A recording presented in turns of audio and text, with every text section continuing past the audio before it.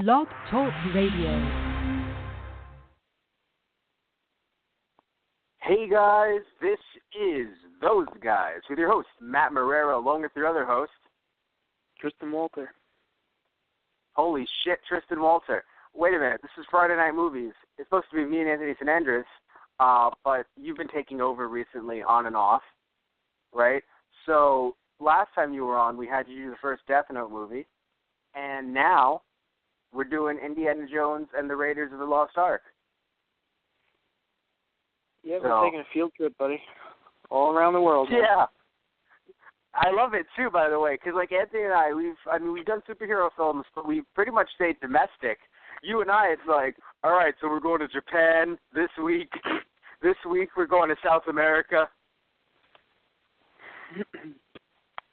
So I have a question for you. So you really gushed to me about this movie, like, a lot. So, like, you love this movie. And so, but you first saw it when you were a kid, right? Something like that, yeah.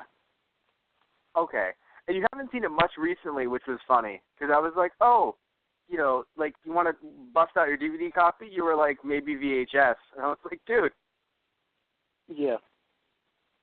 Yeah. but you love the series as a kid. I know that. That's why you totally want to do the job that you're doing right now. That's nothing like Indiana Jones at all. Not even in his field. Yeah, pretty much. Be Indy. I mean, one of my professors always said it's like out of the famous people that, you know, usual people look up to and say when they ask you, oh, what do you do? And you say archaeology, they're like, oh, you're like Indiana Jones, right? And I'm like, yes. Yes, that's what I do. It's like, he's like, you know, out of all the people they had to pick, he's, you know, not so bad. No, not at all. All of his students were looking at him like, hi. Yeah. Oh, like not oh God. Yeah. The funny thing about that scene actually is they were going to and I swear to God this is real. You make a lot of jokes on this show, but this is real. They were going to make a scene where a girl who was a little miffed student, now mind you, these are college students, but she's miffed because she's like, you know, either miffed or she was like happy, like, oh, hey, Indy, so we're going to get together again tonight? Implying that, oh my God, he's such a stud, he's sleeping with his students. Yeah. Really fucking happy they cut that out. Yeah. I mean, I understand that, you know, Spielberg wanted a little bit more grit and edge to him. And I'm not saying that Spielberg wanted that scene. I'm just saying that I know he wanted grit and edge. So, like, that's nice, and some depth, but I don't think that... Oh. What? No. No. I mean, look, they are consenting adults. These are college students, not high school students. But still, no. Oh. No. You know, it's not like... This isn't like an Indy prequel. This is Indy now. So, no. There was something interesting. Did not realize how old Harrison Ford was when he was doing the movie. Because in my head, right, and I know this might sound dumb to some people, in my head, Star Wars, he was in his 20s. He just looked really young to me. And then I'm looking at Indiana Jones, I'm like, wait, this came out in 81, and Star Wars came out in 77. Yep. How old is Harrison Ford? It's like, oh, no, you know, he's in his 40s. It's just, or like, you know, late 30s, early 40s. But if you put enough makeup on someone, or rather less makeup, and you put some gruff on them, I love a jacket, apparently they're an old professor. And I was just so confused because, like, I was looking at him and I'm like, you look a lot older here. Well, I mean, I feel like it's that image of what would be the best way to put it? I guess. Just like, I don't know, kind of that professional kind of look kind of always makes people seem a little bit older than they actually are. True. I have a question for you. Do you know, so my question for you, my first question though, the one about you watched it when you were younger. So would you say that some movies, not all, but some movies, if they get you when you're young, like there's a sense of nostalgia not that they're bad movies, but there's a sense of nostalgia, and maybe you're able to carry that along, like, through life? Yeah, definitely. Okay. Because, like, I think I saw this movie when I was younger, but I don't remember. So watching it now, for the first time, I really enjoyed it. Yeah. But I feel like anyone that's just like, oh, my God, best movie ever, you know, like, it is a classic, mind you. Like, I will never sit here and deny its status as a classic. And I really enjoyed it. But, and mind you, it's funny to call it dated because it wanted to be dated because it's based off of 1930s and 1940s serials. Yeah. So, just like Star Wars. So, the only difference, of course, is that this was a bit more, quote-unquote, grounded in reality, which is so funny with all the action scenes, the way that they were. It's like, nope, but this is still more grounded in reality than Star Wars was. But I really enjoyed it. It's just, it felt, I guess, strange to me looking at it now, older, and even though it's funny, it's supposed to be a family movie, minus fucking faces melting off at the end. But we'll talk about that later.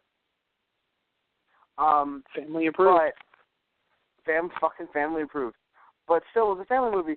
But yeah, I don't know. There were certain parts of it, I think, that I just sat there and thought, okay, you were okay, right? Where I feel like people would just give it complete praise. Yeah.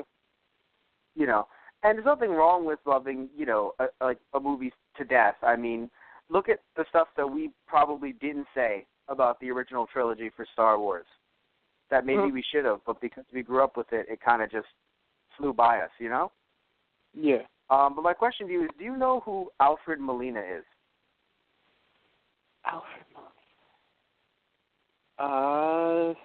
Doesn't ring any bells. It probably should. That's fine. That's fine. No, I'll tell you in a second. So he was the guide, or at least the guy that fucked over Indy and then died a second later. Yeah. Now, I want to make this, so he's a British guy, and if you're like, oh, how British, Matt? Well, he played Doc Ock in Spider-Man 2. And this motherfucker is playing a South American man. Yeah. With not even like he's like visiting with a British accent. No, he's just like, senor. And I'm like, motherfuckers. Yeah. Well, I mean they were going for 1930s, so. That's what I was thinking. Yeah, I was like, if you're going for like 1930s in terms of like casting choices, I'm like, you got it. That's conviction, damn. Yeah, it really is. I knew he was gonna fuck him over, and I felt so bad because like it wasn't even like he was like, oh, I have to help you. It's just throw me the whip, asshole. The fuck. Yeah. So I laughed really hard when I saw it for some reason, because all I could hear is like, you know, give me the lamp, like Jafar. That's all I saw, and I was like, this is funny. But yeah, that opening scene though, it was such an amazing scene to actually see in full, and not just through different parodies and homages. It was really nice to just watch it. Yeah. Yeah, and it is a nice scene. Yeah, it's an amazing scene.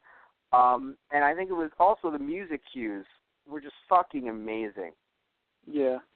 Although, like the music I couldn't help but being like, did we just accidentally walk into Jurassic Park? Did we film this on the wrong set? Did you know that? All jokes aside, you know that the area that they filmed in was actually where Spielberg went back to film Jurassic Park. Okay, that makes sense. So you're completely right, actually. Like, did we film in Jurassic Park? We kind of did, just not yet. You just see the two raptors come out, and he's like, "Oh, clever girl." But yeah, so a lot of this movie was, I think, very interesting. One thing I have to say, though, and it's funny, again, going with 1930s, not the time period, but the way of, like, making a serial. It makes sense that you would make the, quote-unquote, indigenous people the way that they were portrayed. However, for a movie in the 1980s, it just felt like, I know the 1980s, like, things have changed, right? 2016 right now. That's when we're doing it. Things have changed. Right. But Yeah. it just feels weird to me. And I know it was like, okay, you and I were talking about it before the show. You told me that there are still people who are in tribes. It's not like tribes have died out, like in South America. Yep. But, well, it's true. It still just feels weird to me to see a movie where it's kind of like, not only do they not speak English, which not saying that makes them, you know, so sophisticated if they speak our language. I mean, fucking 80s in South America, for fuck's sake. But it's weird to me that they were just under the control of a British white man, or technically a German, but still like a white man. And it was, and also the fact that the name of their tribe was the name of the language. Yeah, that's kind of. I mean, I'm not sure about that one, but that sounds off. Just for the sake of, you know, that sounds off. Yes. Yeah. No, that's the thing. Like, it just felt like a really bad depiction, in my opinion. Now, to be very fair, this movie, while coming out in the 80s, this was not indie in the 80s. We haven't had Indiana Jones in the 80s yet. This was Indiana Jones in 1936. However, it's still 19th century. Well, rather, I'm sorry, not 19th century, but still, like, you know, in the 1900s. So that's, like, it just feels weird to me. Yeah. The depiction, like, you know, obviously not everyone that lives in South America looks like that or dresses like that or sounds like that. But there are tribes that live deeper, like in the rainforest. That's a traditional way of life, and a lot of people make it. You know, I've taken courses in anthropology, so we've talked about stuff like this. It's like they're adapted the best way to their environment, like their structure of society and the way they use tools and stuff like that is the best for where they live. So they're just, you know, making the best of life. So. Yeah, so it is wrong for us to say, oh, you know, they were depicted as savages, because you were saying, well, that's a bad word to use. Yeah, well, that's a very old phrase that's basically looking in on them from the outside without knowing how they live day to day. Yes. However, because, we can say they weren't depicted to the best of their own ability. That's true, because if they were, Indy would have been dead in that first scene, because many tribes in the rainforest are actually very good archers, depending on what group you're looking at. Well, because you kind of need that to survive. Like, you know, it's like, we're hunter-gatherers, but we're really shit at archery, guys. Yeah. I mean, you know, with anything, it takes a bit of luck sometimes to actually get a hit. They wouldn't have been using, you know, huge, long arrows and bows like that. They would have been short bows. Yeah, no, it's just like you sit there and you're like, what? Like, random troops of people that can't fire. Who the fuck wrote this? George Lucas? Oh. Well, I mean, it's so funny. Much sense. You know, Lucas helped write the story and he produced it, but Spielberg directed, so. Yeah, well, Star Wars was a big thing already. So it's just like, it was at the point where they thought, would Stormtrooper helmets make them sell better? Would they? Oh, God. Well, you know, it's funny because throughout the film, there was maybe 2 or 3 times, 2 times, that I heard sound effects that I'm like, you reused that from Star Wars. Yes. Why not? Why the fuck not? Yeah. I mean, fuck, you know, the musical cues. I sat there and I was like, why am I hearing, like, you know, John Williams, right, who made the soundtrack for Star Wars as well. I sat there during this movie and I was like, and I know they call it the Indy March or the Indiana March, but I sat there at different points and I was just like, are we really getting like the Death March right here? No, like I sat around. Funny. I'm like, yeah. Yeah, the one I always heard, like it was only a few notes off. Like it was exactly the same, and then it teetered off in its own direction. But like in those, I guess, more laid back moments where it's not an action scene, I swear to God, it sounded like Princess Leia's theme was starting, and I'm like, Okay, thank you. Why? Yeah, no. It was very interesting. I feel like whenever there's a romantic scene and they had to play that for Indiana Jones and for Marion, it felt like we were on Tatooine for like 5 seconds. Mhm. Oh, by the way, the area that they filmed near the cliffs, I think right around the time Indy was like, "Oh, I'm gonna blow you all the fucking hell," rocket launcher. They used that for Tatooine, actually, when R2-D2 was kidnapped. Right. Yeah, the Junlin Heights. Right. Mhm. Yeah. But anyway, so, and I meant the Imperial March, by the way, before, not the Death March, but still, Yeah. it's just the music cues were just great. Like, you could sit there, and if you watch Star Wars and you watch this, just like, same fucking people did the music, didn't they? Like, you just, even if you don't know names, it's that kind of whimsical yet very powerful nature of the of the orchestral music that you're just like, yeah, I know that this was made by the same people, and it was John Williams, and and it's just so funny to think about. Right. Yes, but looking at my notes, let's see what we have here. We have something I wanted to mention to you. So I was actually messaging Satish Ram, another podcaster friend of ours and Let's Play friend, and the reason why I was messaging him, right, he's never seen the film. So why am I messaging Satish Ram? Because I had to ask him, Satish, when did the Yankees logo come out? What? Now, that's relevant because Indiana Jones's friend had a Yankee hat on, and it's 1936, and it's the same logo we have today. So I asked him, when did the Yankees logo come out? He was like, I think like 1909, because Babe Ruth, who was around in 1910, wore the helmet with the Yankee logo as we know it today. Yeah.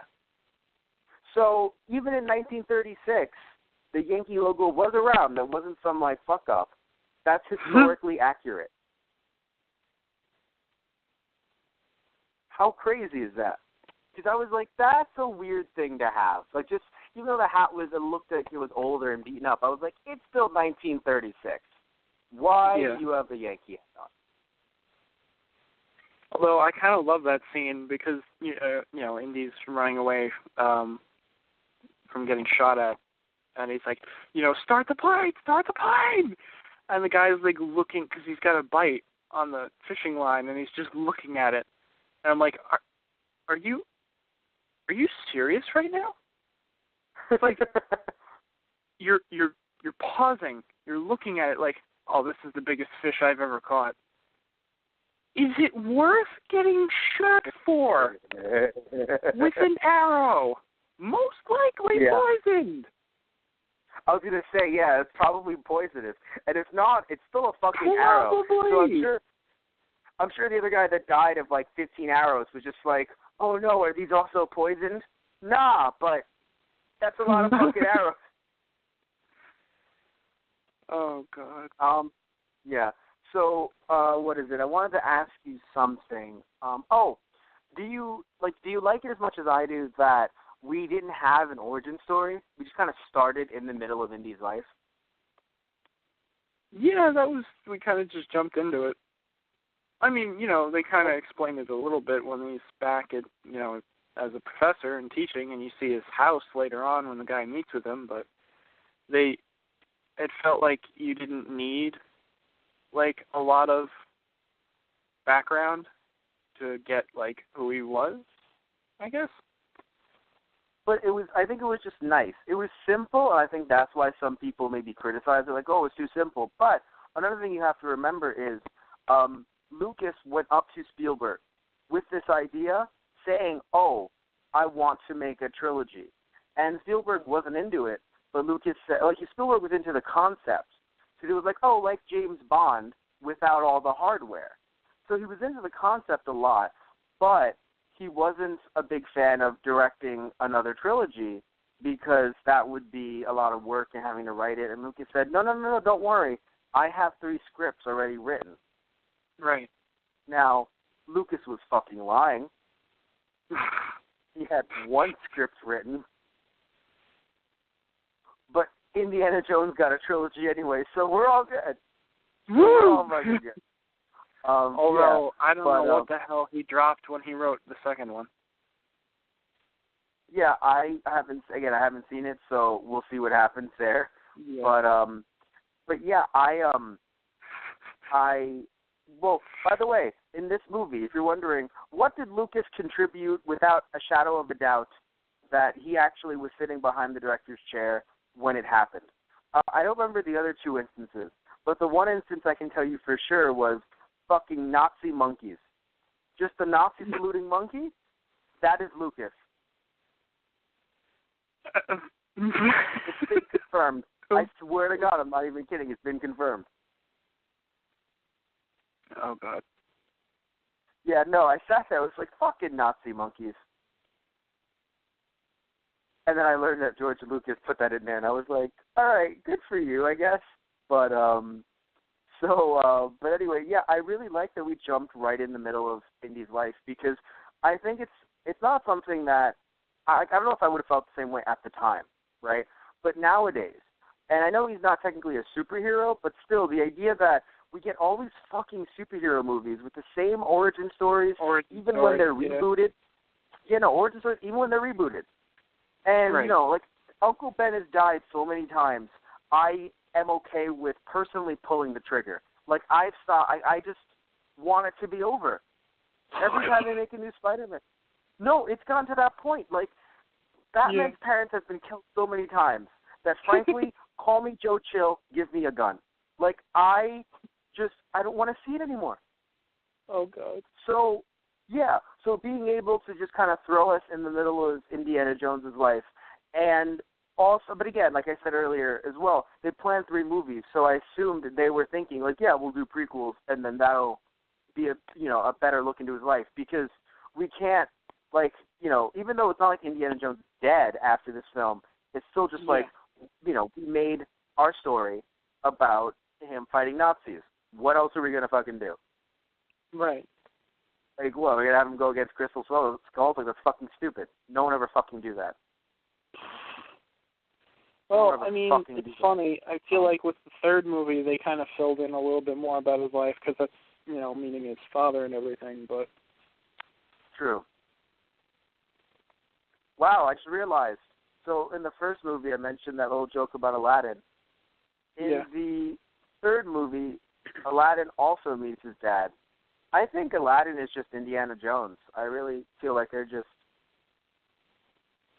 It's basically if Aladdin was able to leave the kingdom and go out and travel the world.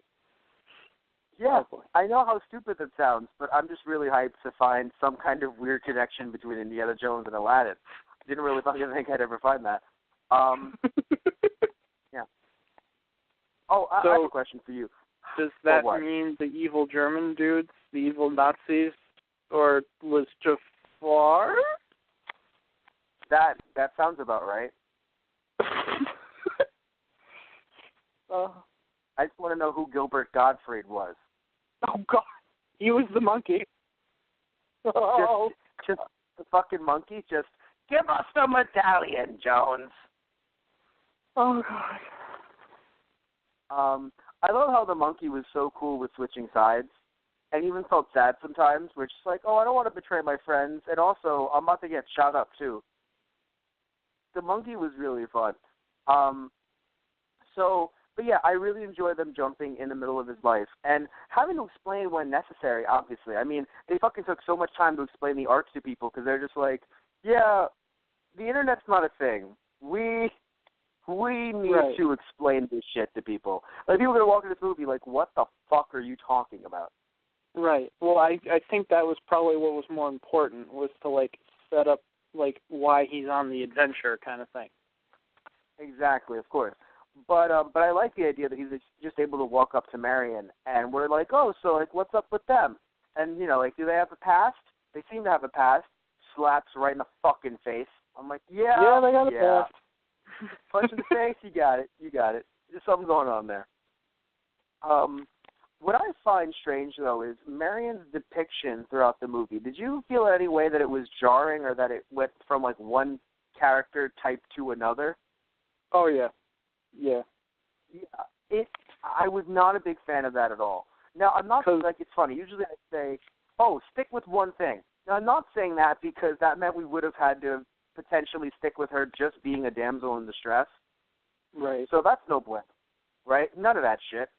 But and mind you, I'm okay with a character being out of their depth.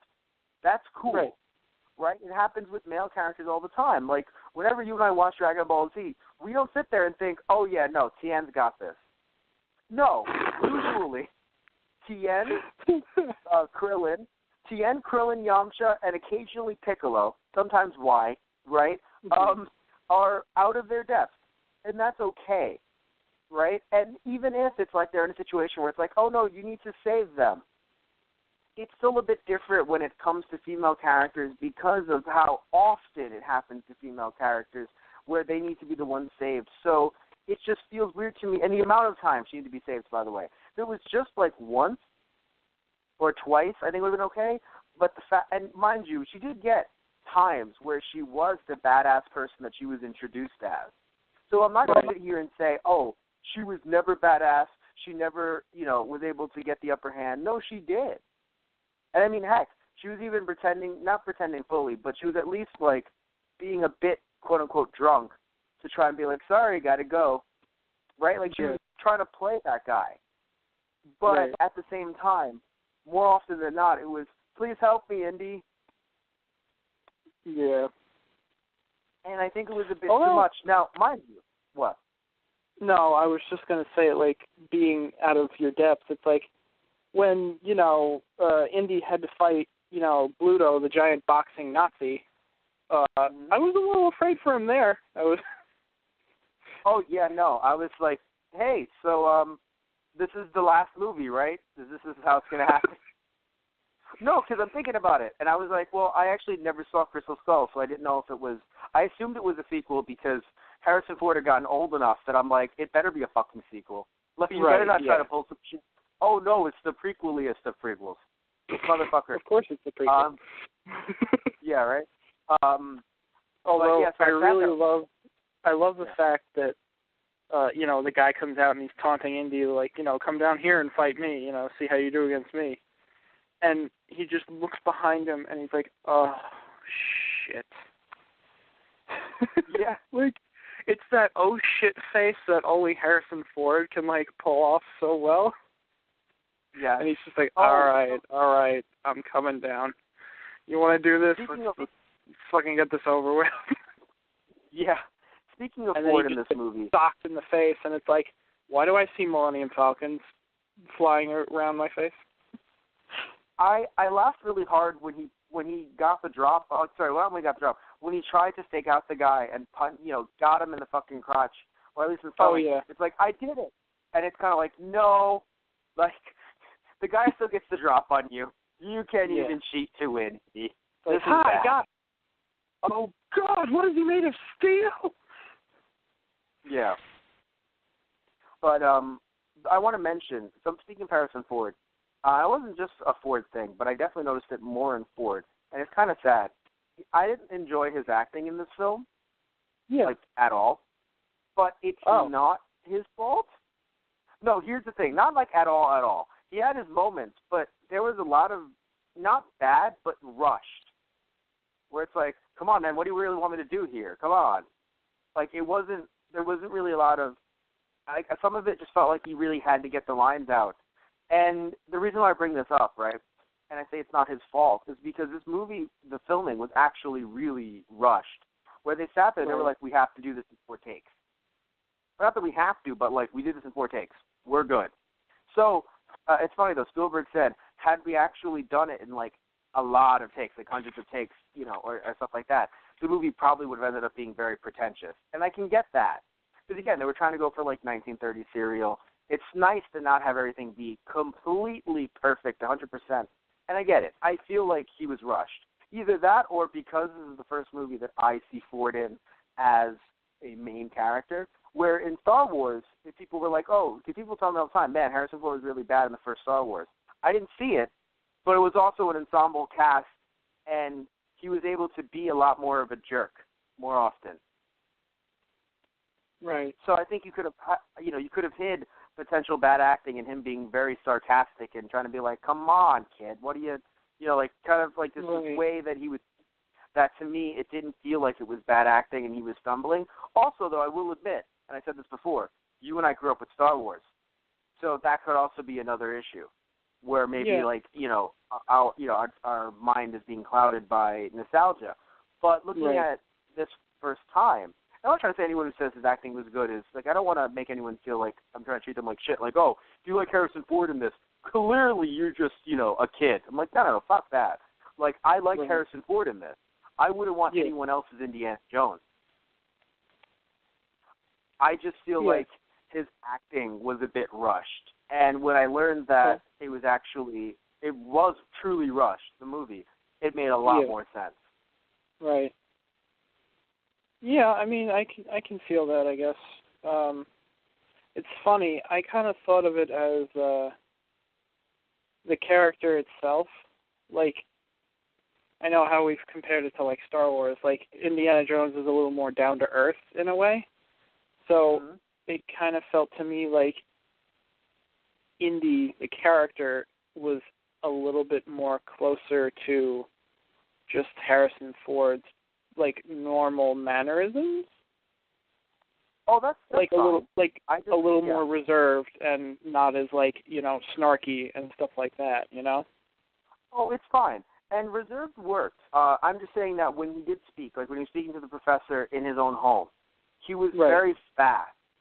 Like, it's not like I know, like, people can talk fast. I mean, fucking look at me. Like, let's just put that out there. Look at me. But it felt weird to me where it felt like it was a little bit devoid of emotion. Right. Where it kind of felt like he was just like, I have to remember these lines and say them. Which isn't always the case with Harrison Ford. Yeah, right. Like, I would argue, seeing episode 7, Harrison Ford ages like fine wine. His acting skills also age like fine wine. Oh, yeah. Yeah. But, like, it's interesting, looking at him in Star Wars Episode 7 and looking at clips, I know this is so fucking weird to, like, compare, of Fuller House with some of the older cast. It feels like Harrison Ford, it was like, all right, you got to take acting lessons, or, you've taken acting lessons, please remember that, versus Danny Tanner by Bob Saget. And it felt like Bob Saget did not act for a very long time. Yeah. And they were just like, Bob, just come on to Fuller House, just say words. Mm-hmm. Because I watched, and I was like, this is bad. Right. I like Bob Saget, but I was like, So, but and this is funny, but looking at Harrison Ford in this versus him in Episode 7, I'm just like, look at you. Good job. You've come a long way. Yep. You really have. Yeah. Although, two things about the scene where Marcus is with him in his home. I love the inside of his house, A. B, Marcus going, I'm actually rather envious of you. I don't get to go out, in the field and, go on the adventures anymore, and I'm just sitting there, I'm like, pretend sobbing. I'm like, yeah, I know, me too. Wish I was out there. And then the fact that just like, you go to Africa one time, Tristan, and now you just walk around humming.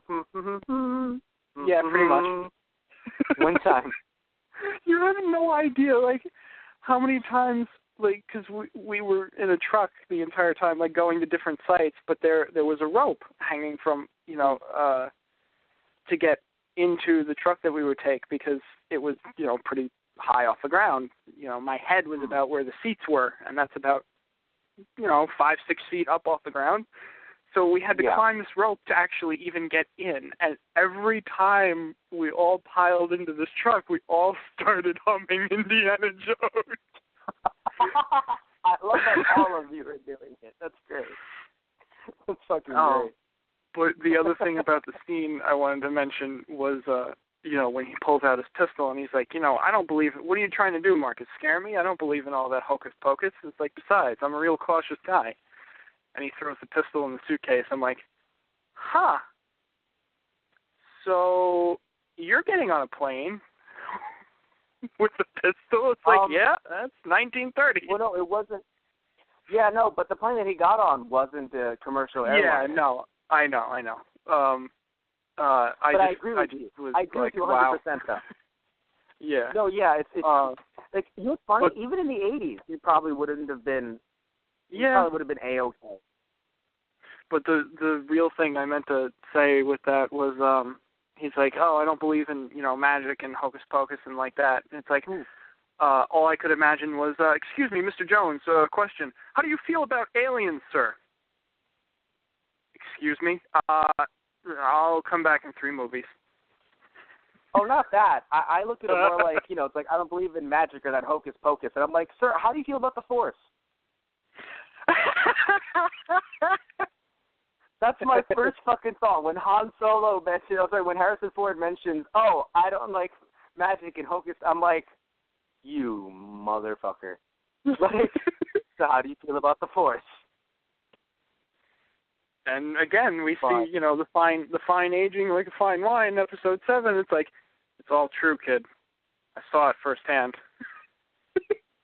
You mean the alien skulls? Don't you fucking talk to me about that. No, it's like, well, I did fry one in a bar at one point, but that's a different story. Yeah. So what am I looking at here? Like, what are my notes? Is it true that you shot first? Oh, thank you. You actually reminded me of something, like, really, that I actually want to talk about that wasn't in my notes. Yeah. I know this sounds silly, but I'm being mostly honest here. I'm watching a Blu-ray version of Indiana Jones, right? Watching a Blu-ray. Okay. So I was wondering, and I actually looked it up, I was wondering if Lucas fucked with it at all. I'm sure he did. Now, he did not. No, he did not. Oh, okay. He did not. No, he did not. I assume because it's not, like, his film, quote-unquote, like, Spielberg, right. And also he wasn't with 20th Century Fox. So That's I assume, true. like, it wasn't a Lucas. I don't believe it was a LucasArts film. So, like, I assume that's why. But if it was, I'm sorry, it would have to be. But, like, it isn't in his. He doesn't own it as much as something like Star Wars, which is good because I was watching the movie and I was like, so many nice practical effects. Like, the only thing that potentially could have been updated that I think I actually understand, for one, was the ghost scene at the end that we'll talk about later. But other than that, everything was done very well, and I was like, great. Like, in my head, right, I was like, yeah, no, like, if, what's it called? Like, if the movie had been, like, updated, like the Blu-ray, Alfred Molina probably would have been one of Jabba's servants. Like, I'm like, that's just a given. Like, Alfred Molina would have been a complete CGI monster. I think that would have been a given, really. And also, most of the Nazis probably cyborgs too. I mean, it's just a given. Like, well, we included Nazis, and this is a family movie. Also, by the way, they would have replaced the scene with the face melting with happy kittens, just smiling happy kittens licking each other. No, they just would have dragged them to the Shadow Realm. Right, of course, yes. They would have actually had their faces screaming in fear, and they would have been their body models would have been dragged into a dark pool of energy. Yeah, or just into the Ark itself. Yeah, and even though this movie is a Blu-ray, so it came out when special effects would have looked good, it still would have looked just as shitty as Han shooting first. Although, speaking of Han shooting first, I don't know. And speaking of shitty, I don't know if you know. No, this is all accurate. I don't know if you know. Do you know the reason why Harrison Ford shot that dude who had a sword? Yes, I do. Speaking of shitty, I want to say something I don't think I'd ever say, and if anyone doesn't know why, Harrison Ford had dysentery. Yeah. Yeah, so he had dysentery. So even though, I will admit, I want to see. I do want to see a scene where, like, an actual full scene. I know it was never filmed, and the reason why I want to see the full scene is because his stunt actor actually learned how to work with a sword for the scene. So he was talking to the guy, or whoever the guy's stunt actor was, who had the sword. So in my head, I'm like, that was a really cool fight scene that could have happened. But I'm so happy they didn't do that because it was so much funnier. Like, I have a fucking gun. Oh yeah, well that's exactly why they went with it. They're like, shit, this is gold. We can't get rid of this. Well, no, that, and it's because of the fact that, again, Ford had to, I mean, I know what you mean. Why didn't they, well, here's the thing, too. Because they didn't have time, it's not like they could say, let's refilm. Like nowadays, it's like, no, Ford has dysentery. What are we going to do? And Ford said, shoot the sucker. So that happened. Yeah. But I laughed really hard, too, because, again, I don't think I've ever been able to say this in my life. Thank you, dysentery. Yeah, you will. That is probably the only time you'll ever say that in your life. Yeah, no. Just thank you, dysentery. That's nothing to shake a stick at. Like, I sincerely, like, feel like he was a trooper just to, like, go into filming that day. Like, holy shit. Well, he had to. I'm sure he was on location. Because remember, they filmed on location for the most part, depending. Yeah. Like, it's not like any of this was in a backlot somewhere. So, although some of it may have been, but I know, like, this, it's not like this was in L.A. or wherever his home may have been. So, like, it's kind of like, you have to power through this, man. But, so I really enjoyed it, though, because, again, I think if it had happened, all of us would be saying to this day, right, on this podcast, we would have said, but, Indy, you have a gun. Why are you sword fighting? It looks great, but why are you sword fighting? You have a gun. Although it's funny, when I actually saw that scene, I think that the original guy that they got to do the sword fight left because he was so pissed off about it. Because the guy that they have tossing the sword around in the movie looks like he has no idea how to use that thing whatsoever. Just the way he was holding it, or like tossing back and forth in his hands and how he was twirling it, I'm like, you don't know how to use that, do you? I get what you mean. They're like, well, they're basically like, shit, we lost our stuntman. Quick, get somebody else who's semi-coordinated. Only semi, though. Right, only semi. Exactly. It's like, you know, Ford's just going to shoot him anyway. It doesn't matter. Well, no, I think they were just going for flashy more than anything. And something you mentioned to me, and you were very correct in saying this. You said this off air. You were saying that you thought the people of Egypt were more stereotyped than the tribe in South America. Yeah, now, to be honest. What I say to that is, yes, but however, they had more time to be stereotyped. I mean, no, okay. like, I think no, what I mean by that is if we had more of the tribe, it would have been worse. Right, okay. I see what you mean. Yeah, but we didn't have more of the tribe, so that was a thing, right? Right. And now it's like, oh, we have the people in Egypt. And every one of them, it's so interesting how everyone there that's Middle Eastern is played by Italian men, isn't it? Italian men with some makeup on their face. Not all of them, I'm sure, but many of them. And it's funny, too, because, again, that is, in a weird way, a nod to, 1930s, 1940s serials, black and white serials, that you sit back and you're like, that is in no way a Middle Eastern man. Like, literally, it's like, it's like Sahib, played by Mark Capalelli. And I'm like, you can all fuck yourself. All of them. No, seriously, it's just like, it's just Middle Eastern name, played by Mark Italiano. Fuck you. It's just like, fuck all of you. Yeah, pretty much. But anyway, so I felt very strange. So yeah, I agree with you. The Middle Eastern people were not portrayed well, but you know, it's they had more time to not be portrayed well. But yeah, it was very interesting, I guess. And I think and also when we say like not portrayed well, I think it's just the idea of like, you know, like the guy's like, oh, I will fuck you with a sword. It's just like because you don't have guns. Like I was very happy they had guns a minute later. I was like, thank you for just letting the one guy be the guy with the sword. Because I would have been so mad if it's like, no, all of us have swords, no guns. Why do we need guns? It's like, motherfuckers. So thankfully they had, you know, swords and guns. But like you even said, just the guy being so flashy. It's like, I'm sure, even if someone with hubris, it's just like, I need to kill you. And it's like, nah, we'll be flashy. But anyway, so how did you feel about Marion's death? Both her death and her not death. I thought it was rather abrupt.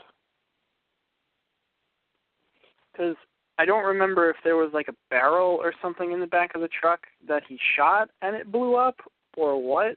No. It was the idea that they're very explosive, they're fragile, do not do anything, and just the truck turns a little bit. Oh my God!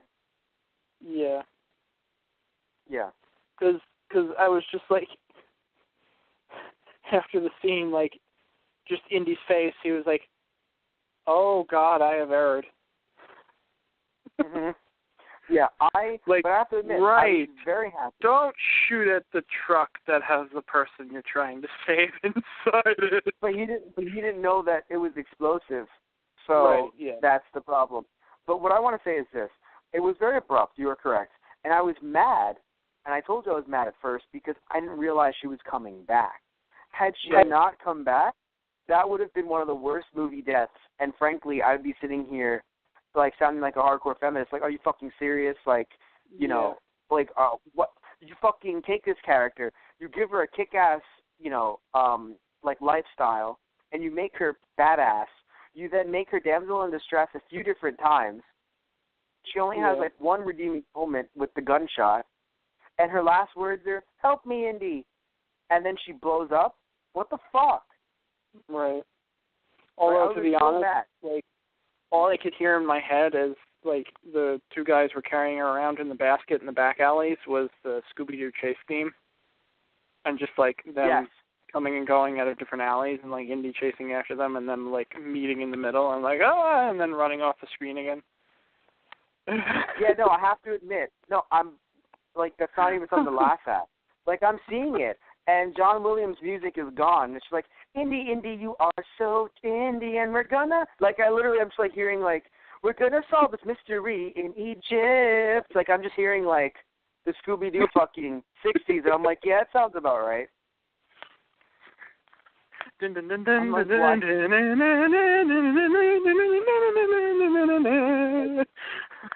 All I fucking hear, man. It's just like, I was like, okay, I'm happy I wasn't the only one. But yeah, I'm really happy that she didn't die. Because when I thought she was dead, it was the worst. The fact that now it's funny. In a way, it made you think, oh, she can't be dead. So I'll say that was an issue. But I'd rather go with the idea of like, wait, so she can't be dead, right? Versus, I'd rather take that versus them mourning her for fucking 10 minutes only to be alive 30 minutes later. Right, yeah. So I am happy that it was just like, oh no, she's dead. Man, I need this fucking drink. Have not needed this drink more than I have right now. And then, it's like, oh no, you're alive. And I'm rather, oh yes, woohoo, you're alive. And I'm like, oh shit, that's great, thank God. So I have to say, and this made me laugh really hard, they played a nice, heroic, possibly romantic musical cue when Indy left Marion. Like, literally, like, said, sorry, I have to keep you tied up. And I know there's not much he could have done. Like, it made sense. Like, look, I'm sorry I have to leave you here. It'll help us both instead of taking you and then we both get shot. But just the cue that they put there, I'm like, guys, this isn't like a heroic, like, beautiful thing, especially because, like, Ford is fumbling through it. And also the fact that the lines were a bit more like Han Solo-esque. It wasn't like he was sitting there like, I love you so much. I will be back for you, my love. No, it's just like, look, I'm sorry, I have to do this, all right? I'll be back. look, can you just be quiet? Can you just be quiet? And the music is like, da na na na na na. I'm like, what the fuck are you doing? This is not. Like, I'm sorry if I'm dating a girl and I'm like, all right, can you just stay here for a second? I'm gonna go grab a BLT. I do not expect John Williams and a fucking orchestra to start playing music behind me. I don't fucking expect that. I'm sorry. I just don't expect. I have to keep you tied up, but I'll be back soon. Honestly, I feel like everyone in their life should have at least one day where John Williams is the soundtrack to their life. It would be fucking amazing. But exactly. I still don't think that it should be that fucking minor. Like, some of the musical cues in this movie, while some being amazing, some were a little bit like, guys, I don't know if you, like, maybe, like, because here's the thing, right? Indy kissing her on the forehead, I'm like, you know, being like, oh my God, you're alive. That deserved a cue, but not, I guess their thing was, no, he's saying, I'll be back for you. But just the way it looked was like, yeah, no, I'll be back, don't worry. Just, like, please be quiet, please be quiet, please be quiet. Yeah. Like, it's like they're siblings, and, like, they're siblings, like, when you have an older brother or something, and they, or, you know, or thing, I was the older brother, but I never did this, I swear to God, I never did this. Like, you hit your younger brother, and it's like, shh, just be quiet, no, don't cry, like, Mom and Dad are going to come. Don't cry, okay? You're okay. You're okay. Right. It's like, almost as if they were still that. at birth and didn't realize. Wait. Oh, God, no. Oh, God, no, not again. Oh, God, no, not again. Not again, Lucas. Not again. That's what the new indie movie will be about. Not again.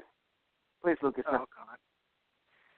Although, what I think I loved about the those scenes where they're at the dig site the most was when Indy and the other guy realized, you know, they're digging in the wrong spot, and I just started laughing because all I could think of was, you know, my background in it, and I'm like, digging in the wrong place, huh? Oh, isn't everybody? It's funny too. They're just like, yeah, it's hard, dinosaur boats. Yeah. What did you say? I didn't hear what you said. You say what you say.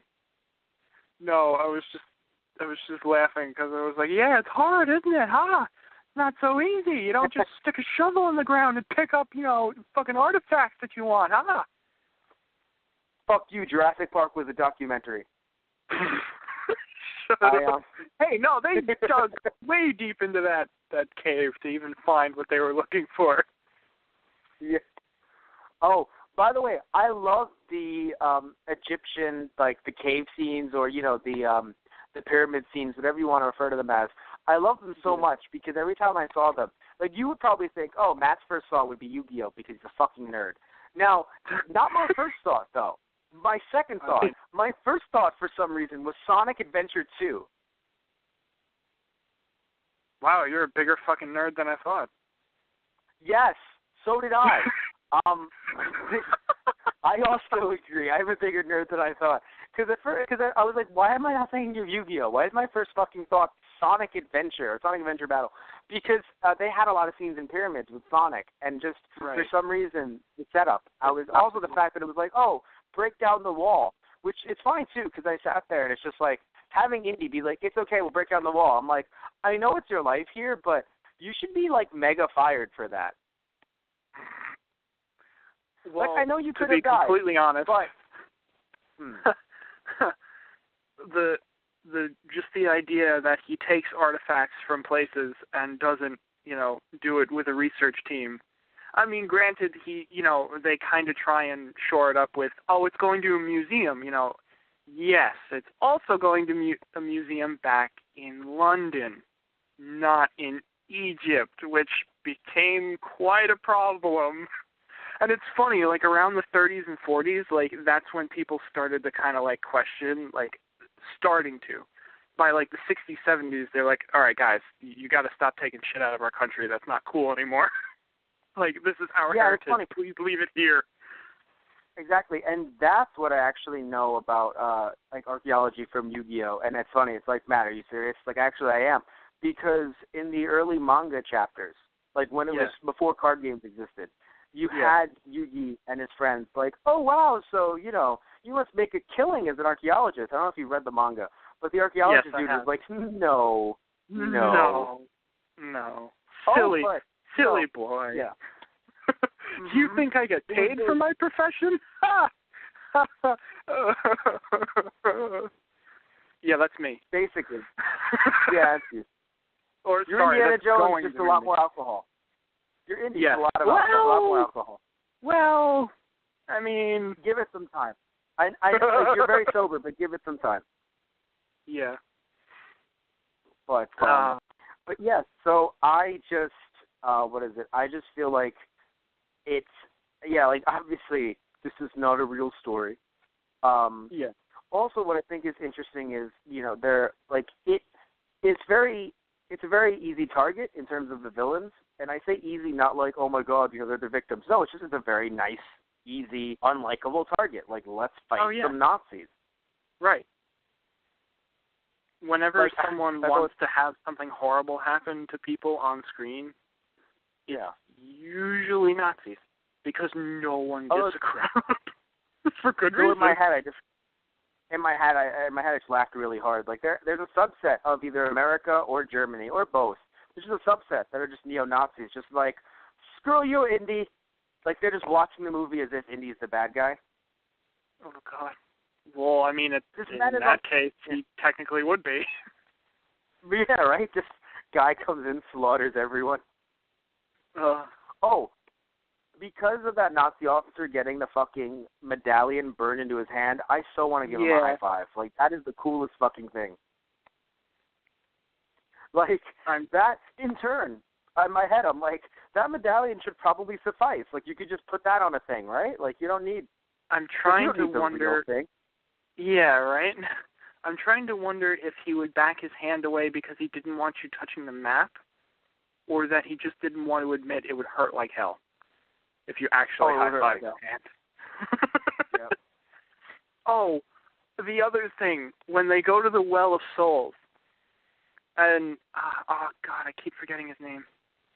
The guy who was helping out Indy, though, he's like, I'll stand here and hold the rope while you go into the chamber. He's like, all right, guys, you're at the top of a hill with no other features standing out around this area by this dig site. There is a road right next to you. How did you not think that the Nazis would see you and walk over and be like, what the fuck are you doing here? Well, that's one of those. It's one of those. I think I don't want to blame it on Lucas because like Spielberg was involved, but I think it's one of those like, oh, you know, this like it looks nice, so because it looks good, we'll go with what looks good. Yeah, it's just visually. I just like of all. It's like you guys were in disguise to avoid being captured, and you're doing great. Until you started the plan, like, I get the feeling they didn't have much choice. Like, Indy had to get into the chamber to get the map. Like, I get that. Exactly. But, like, you think he would have at least tried to tie the, I mean, I guess there wasn't a rock to, like, tie the rope around. Like, it's like there was no other alternative, but it's just like, you are going to be caught and probably shot very easily with this plan. And then you were. And so like, be it. I get you really didn't have much other choice, but if you get caught, you're probably going to die. Do you want to at least try to think of another way to do this? Yeah. I love Indy's, like, his intense hatred of snakes, so where it's just like, Indy, there's a chance for you to burn snakes. I'm on it. There's also a map down there. I've stopped caring.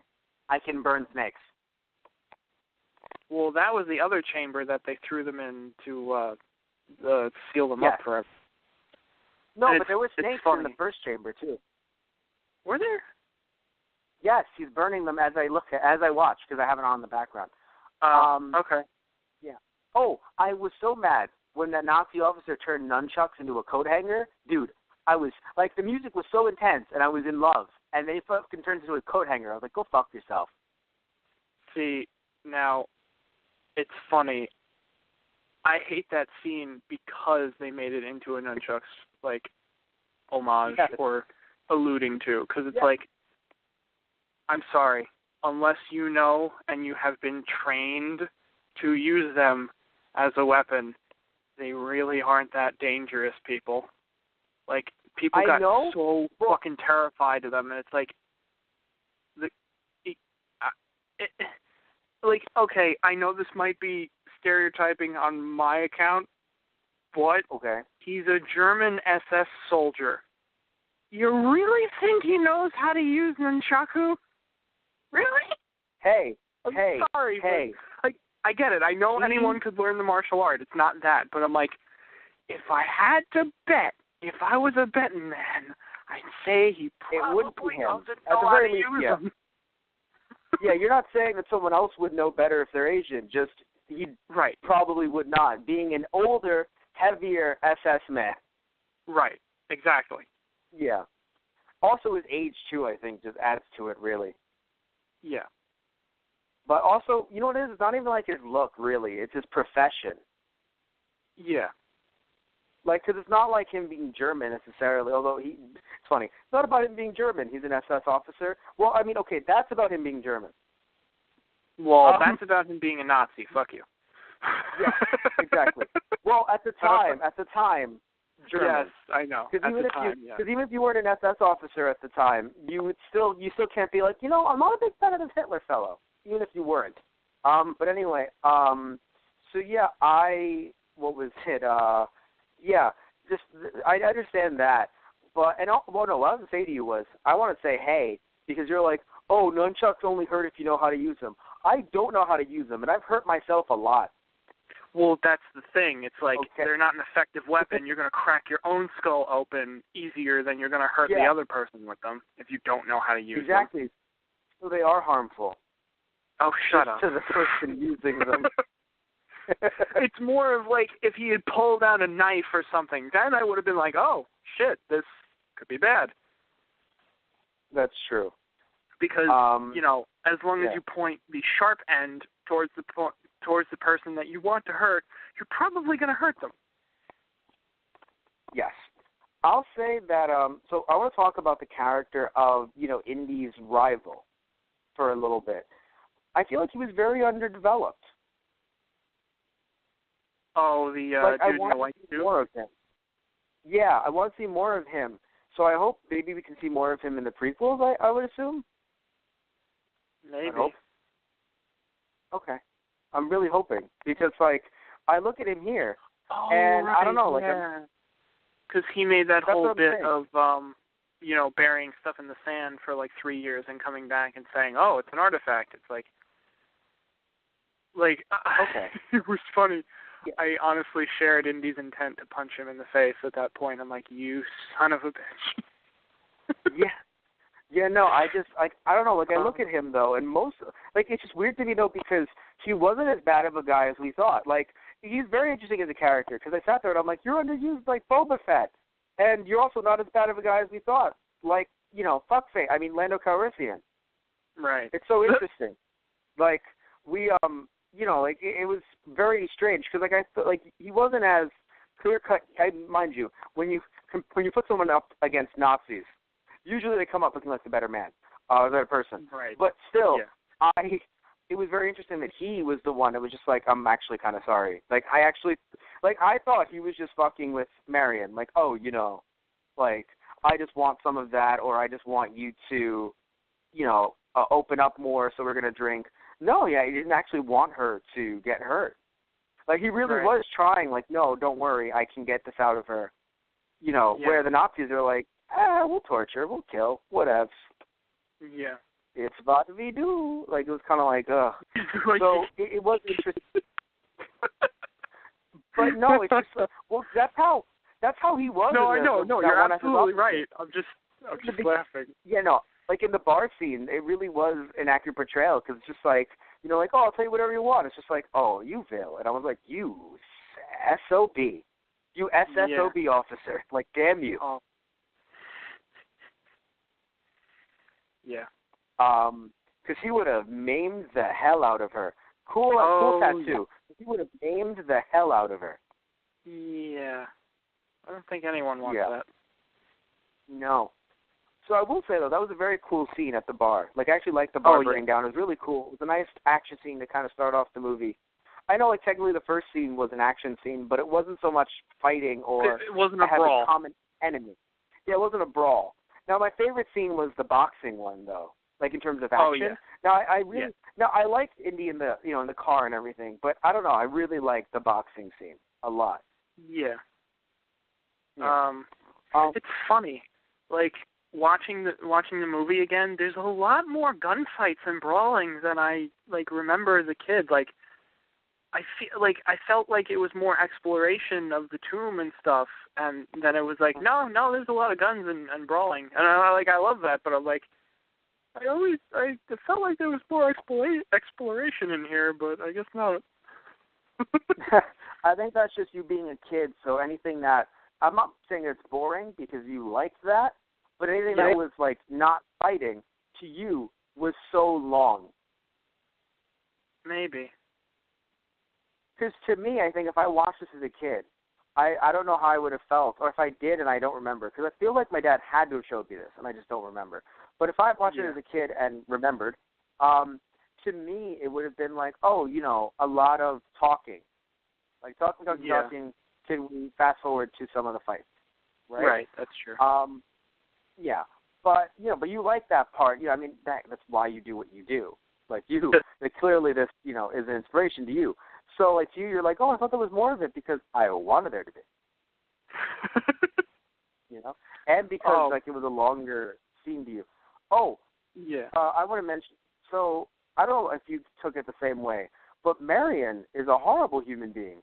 Like all of those skulls in the temple, all those like skeletons, they just want to say hi. They want maybe like a hug. But her, she's all stuck up and alive. She's like, nah, you scare me. Like, what a maroon. No, you're dead. Get away from me. Like, how dare you discriminate against dead people? They just want to hug you. Maybe they want your eternal soul. I don't know, but you know what? Talk to them. And oh my God! Don't just assume. They want to eat your brains. I know. Like, how do you know? Like they're like, they're lunging at me. Oh my God. Okay, right, whatever. They're lunging at you again. What if they're coming for a hug? Go fuck yourself. Fuck yourself, Mary. I don't know why but out of all the things that we talked about on this show, I can't believe we've talked about the rights of the dead. You shouldn't touch them. Well, no, you shouldn't touch them based on being dead.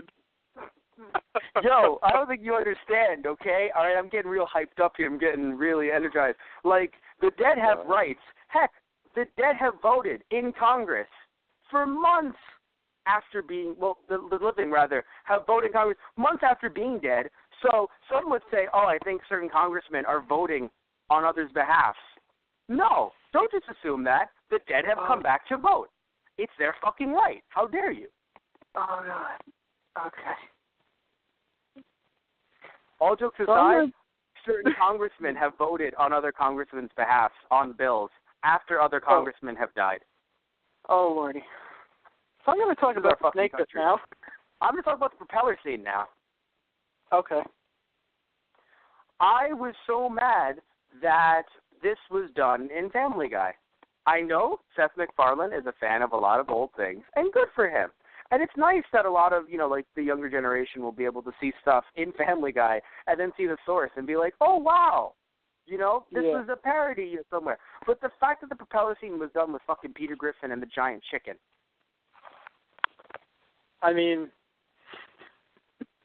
it's like one of the most iconic fight scenes in movies, so. I know. And we've seen propeller scenes in other films as well, but still, I was like, yeah, damn it. Yeah. So it was like that scene and, of course, the end, but we're not there yet, with the whole, top men. And I was like, God damn it. Yeah. But yeah, no, I was, now, mind you, it was a great way to end, the fight, because it shows you, listen, Indy's not Superman.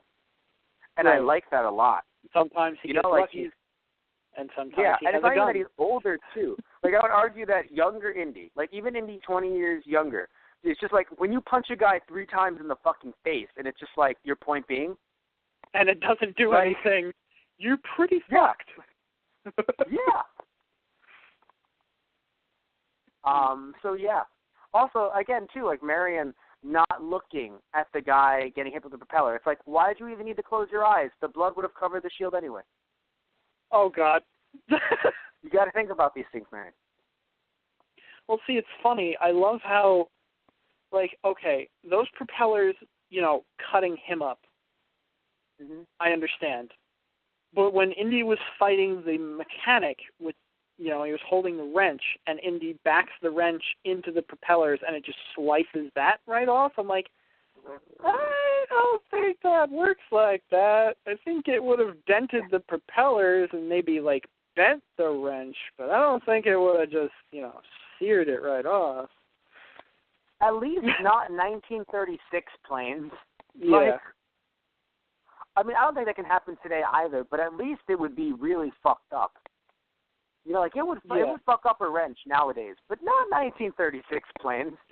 I mean, honestly, if anything, I would say the 1936 plane would probably have the better shot because probably more metal in the design than today, but... Well, I'm talking about just sheer, like, speed, I guess. Oh, okay. Yeah, I suppose. That's true. Yeah. You are correct, though. So I want to talk about the spirits that we saw, because we fucking got spirits in this movie. Right. Like, I guess it was a nice way of saying, like, hey, Indy, yeah, crazy shit exists. Yeah, pretty much. But, though it was funny, I was going to say, but it's sad we ever got to see a follow-up to that, to kind of see, like, oh, yeah, Indy, crazy things exist. Now let's see what your world is now. But it's like, we got alien skulls, like, fucking shit. So it's like, that was your fucking follow-up. Well, we got ghosts, so now we have to go for aliens. How about you just don't go for anything? Can't we just have, a nice, normal archaeological site? What's so bad about that, guys, huh? Oh, it's not exciting enough for you? All right, well, let me tell you. Like, if we've gotten ghosts and we've gotten aliens, I mean, again, I haven't seen the latest Indiana Jones movie, so I don't know how it played out.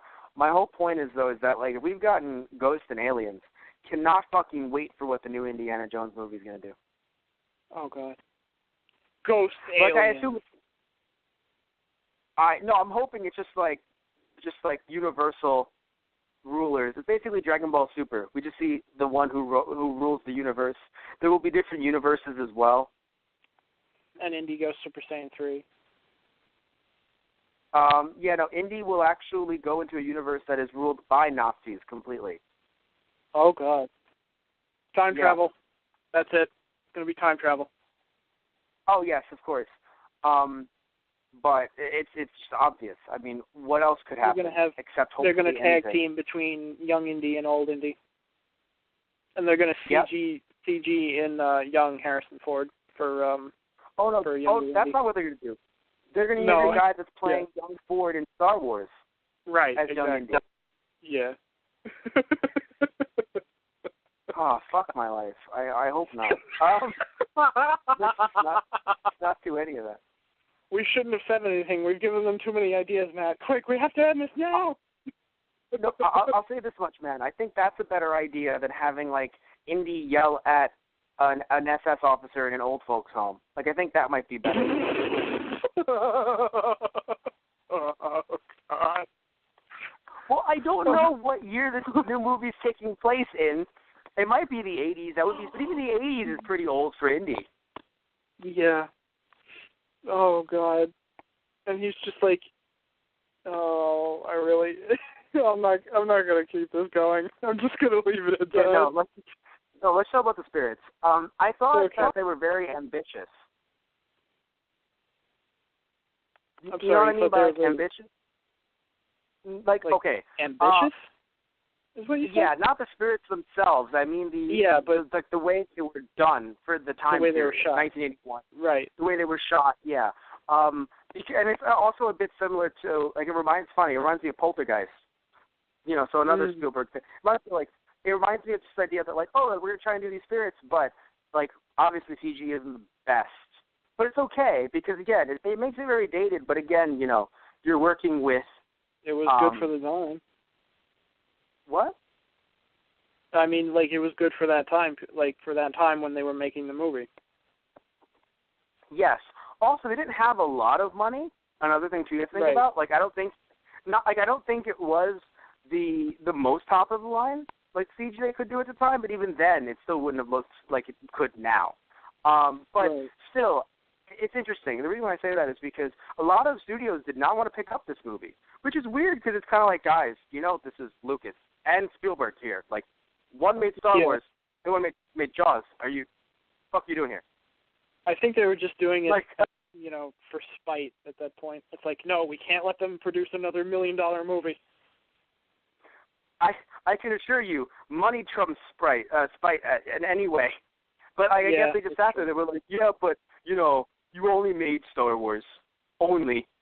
And to be fair, the first Star Wars, like, this is 1981, so, like, the first Star Wars had come out. I don't think we got any.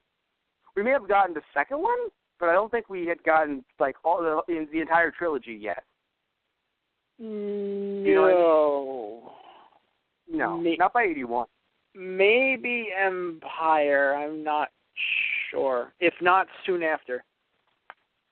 Yeah. I'll look it up right now. The point being is that, you know, it's very interesting to me that it's just like, we really want to do this movie? It's like, guys, like, nowadays you can sit there and think, really? You know, like, you don't want to do this movie? Yeah. But at the time, you know what it might be, too, Right. actually? It might be because of the fact that we talked about this when we did our Star Wars Wednesday podcast where we talked about the first Star Wars film. There was a lot of tug and pull, I guess, tug of war, I guess, if you will. That's probably a better phrase for Lucas working with the big studios. So there maybe was like, so maybe there was like a thought process of like, oh no, Lucas? I don't know if we want to have the hassle of working with Lucas. That's true. It may have been that, because I only say it because, like, so I'm sorry, like, Star Wars made a fuck ton of money. Like, oh yeah, Empire Strikes Back was in 1980, so yes, Return of the Jedi was 83. Okay. So anyway, right? So yeah, that's when what you it was. Okay. Yeah, I got that. So when you sit there, that's cool. That's cool. It happens. But I mean, it was really funny. You were sitting there mixing up indie names, like not Indiana Jones movie names, and you're just like, wait, no, but this one is like, isn't this one the first? And I'm like, it's a prequel, but this is the first. Oh, by the way, I love how in other movies that Lucas has made, people have tried to really help him like slice the movie down or just call it one thing. Like, right. You know, like don't call it, like just call it Star Wars, you know, episode this, or just call it, you know, A New Hope. That's small. This was just like Indiana Jones and the Raiders of the Lost Ark, and if you disagree with me, then you're not my friend anymore. I mean, originally the first Star Wars was just Star Wars, and then later it was renamed A New Hope. No, but he had other names for it, like Blue Harvest. Like he had other, he wanted to make it. He did want to make it more than one film originally. That was a cover name for it, I'm pretty sure. So people didn't catch on to what the movie was actually about. Fair enough. But he did want to make it like other longer names. It just kind of like got chopped down to Star Wars, and then it became like Episode 4. But like, okay, right. Even like it, I believe he did want it to be a trilogy. Actually, no, I think he wanted it to be like 6 to 9 films actually, originally. Lucas is very, what's the word I'm looking for? Also, I guess he's also very, damn it, I just had the word. The ghosts. What were the ghosts? They're ambitious. Lucas is very ambitious. And I'll never say that he isn't ambitious. Like, I respect that about him. I just don't respect unfiltered Lucas. So, I'm happy this movie had Spielberg. I would have really been scared had it not. Right. Yeah. Also, another thing I really enjoy about him is him trying to bring these older serials to, at the time, a new audience. And doing them in a way where, you know, now those serials, they're not even lost to time, but I'm pretty sure it'd be very hard to get people like kids nowadays to watch those serials. Very fucking hard. But very easy to get them to watch Indiana Jones, and very easy to get them to watch Star Wars. And I like that. Like, I like that a lot. Yeah. So that's something that I feel like I really enjoy. Just the idea that, he can bring this to a whole new group of people. Yeah. Yeah, well, like you said, Matt, it's a family movie, remember? What was that? It's like you said before when we were talking about it. It's a family movie. Yep, it's a family movie. The ghost face, it's like the guy's face melts off. It's like, yes, it's like, this is a family movie. Every family agrees. Like, Jesus fucking Christ. I mean, spike trap from the beginning, guy filled with darts, monkey eating poisoned dates, guy shot in cold blood, big boxing Nazi split by, plane propellers, and then face melting, and to top it all off, head explosion. I think it was all done in good fun. It's arousing. I wonder if they had the Star Wars psychologist on for this fucking movie. Oh, kids will be just fine with this. I really do enjoy how this movie went from Indiana Jones to Ghostbusters in like 0.5 seconds. Like, I was waiting for a Bill Murray cameo, but alas, Ghostbusters had not been made yet, so we couldn't have a Ghostbusters cameo. But yeah, so sadly, I think we're going to have to wrap things up, unless there's anything you want to say before we finish up. No, I think we're good. All right, so I think we can lock this one away, Matt, and leave it to the top men. Yes, I'll say the top guys. Actually, it's funny. TG. It's still a thing. The top guys. We can leave this to those guys. I hate that they never, it was such a weird, not that it felt like a cop-out necessarily, but it's the music that they played for it that I'm like, guys, you don't need to do this. This is another, bad musical cue choice. I'm like, why are you, guys, why? I think it was just supposed to be, ominous in the sense of, the government has this power locked away somewhere for later use. Ooh! I can see that, but because the sequels never addressed it, unless, again, I haven't seen the fourth one, but sequels that never addressed it, it kind of just felt like, okay. Well, obviously those top men just weren't as good as they thought they were. It's like, I don't know, guys. I don't know how to make it work. All right, let's just box it up and put it somewhere. Someone's crying. Why don't we just call ourselves miserable men then? Oh. But anyway, so all right, so we're going to wrap things up here. I want to thank you all for listening in. As always, I want to mention that, we have merchandise on our website, thoseguysintheradio.tumblr.com/merchandise. We have a bunch of different T-shirts. We even have new T-shirts out today, actually, a new T-shirt design, because what we do is we do both podcasts and Let's Plays. So we have some shirts based on some silly stuff that we said on the podcast before. But we also have some shirts based off of Let's Plays that we've done as well. We have a new one out called Those Guys Play Cross Variant. We also played, it is related to us playing, myself and Anthony Toto, actually, a friend of ours, Tristan, who we played Animal Crossing together. So that was a lot of fun. The first Animal Crossing, by the way. And you can find that Let's Play and many other Let's Plays that both Tristan and I have done, and a lot of us have done, on our Let's Play channel, Those Guys Play, which is on YouTube.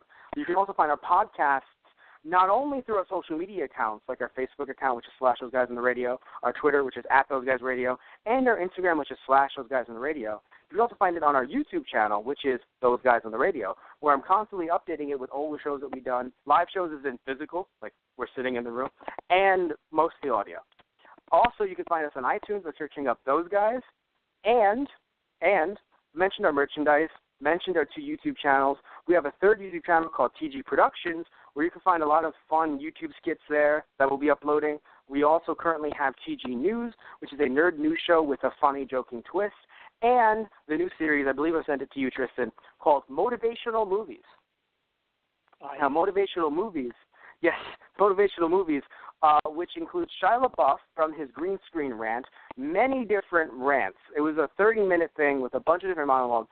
So we've taken that and we've put it in front of public domain movies like Night of the Living Dead, Debbie Does Dallas, and some more will be along the way. We currently have 3 episodes out, and I think they're fucking hilarious. Now, I made them, so there's a little bit of a bias there, but I love them so much. So definitely check them out on our TG Productions YouTube channel. And we also have a Patreon account, which is also called TG Productions. And if you want a Patreon account, you could either request us to do a show, like a podcast on anything, a Let's Play on any video game, or you can actually be a sponsor for either our podcast, our Let's Play, and our TG News Nerd News Show.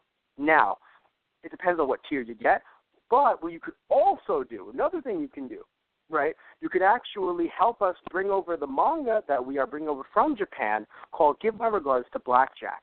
Any questions you have about the manga can be answered on our Patreon account by looking at our FAQ, or you can email us at thoseguysintheradio@gmail.com. But depending on what tier you can actually get the physical or digital copy of Volumes 1 and 2 of Give My Regards to Blackjack. You can also get a poster from the manga or a T-shirt from the manga. So you can get a bunch of different stuff. And heck, those even combine with being a sponsor or requesting a show for us to do. So you can get a certain tier where you can get literally every single thing under the sun for a very low, low price, at least compared to some other Patreon accounts, some other Kickstarters out there.